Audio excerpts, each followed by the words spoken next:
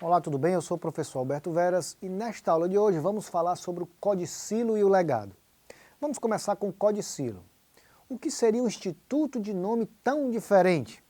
Conceitualmente, o codicilo é um negócio jurídico unilateral de última vontade, um texto escrito, datado e assinado, sem a necessidade expressa de testemunhas ou de qualquer outra formalidade, pelo qual o autor da herança pode dispor sobre o seu enterro e valores de pequena monta. A finalidade do codicilo é uma disposição patrimonial pós-morte de menor monta, seja referente à própria morte do seu autor, como por exemplo, se pretende ser sepultado ou cremado, seguir algum ritual religioso específico, seja para dispor de bens de pouco valor. Assim, tem-se que o objeto do codicilo significa normalmente uma despesa de menor potencial econômico, conceito que deve ser interpretado de acordo com o universo patrimonial do autor do codicilo, chamado codicilante. Afinal, é possível que determinado bem, considerado de pequeno valor financeiro, pode ser efetivamente parte significativa do espólio. As despesas funerárias sairão do monte da herança, mas as de sufrágio por alma do falecido só obrigarão a herança quando ordenadas em testamento ou codicilo. Por meio do codicilo, é possível ainda a nomeação ou substituição de testamenteiro, o perdão ao indigno e o reconhecimento voluntário de filho. O codicilo coexiste sem nenhuma incompatibilidade com o testamento, seja este ordinário ou especial. Não é possível, porém, que o codicilo revogue o testamento, pois este último apresenta maior formalidade. O codicilo pode ser revogado, professor? O codicilo, como qualquer outra manifestação de vontade, pode sim ser revogado, seja por outro codicilo ou ainda mediante a feitura de testamento posterior, ordinário ou especial, se este não o modificar ou confirmar. Apresentado o codicilo, devemos agora apresentar algumas análises e detalhes acerca do legado. Vamos começar com o seu conceito. O legado, em linhas gerais, é um bem certo e determinado ou excepcionalmente determinável, deixado pelo autor da herança a alguém denominado legatário, por manifestação expressa em testamento ou codicilo.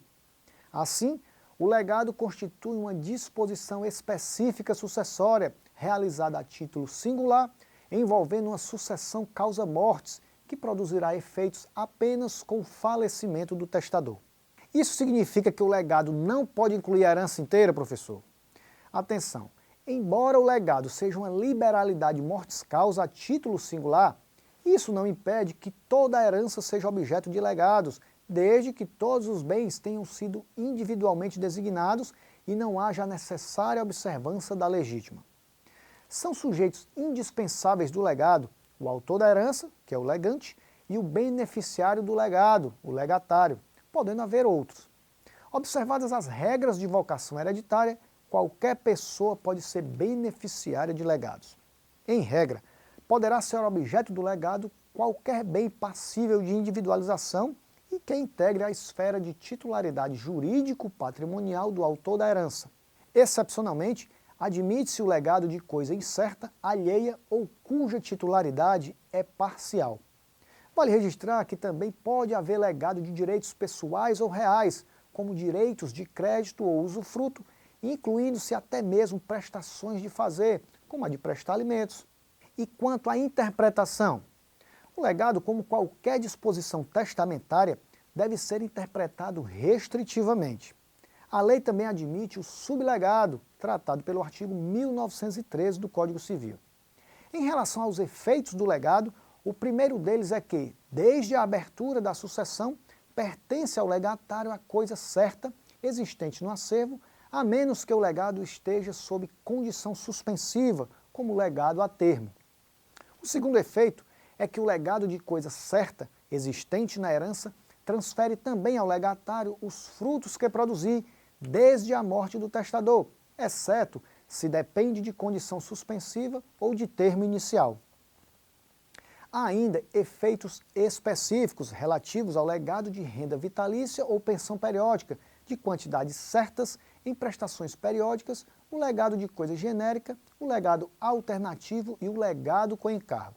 Por fim, O artigo 1939 do Código Civil traz as hipóteses de caducidade do legado, entre as quais citamos, como por exemplo, as situações em que o legatário é excluído da sucessão por indignidade ou em que o legatário falece antes do testador. E encerramos aqui o nosso breve estudo com essa observação. Nesta aula, trabalhamos as principais informações acerca do codicilo e do legado.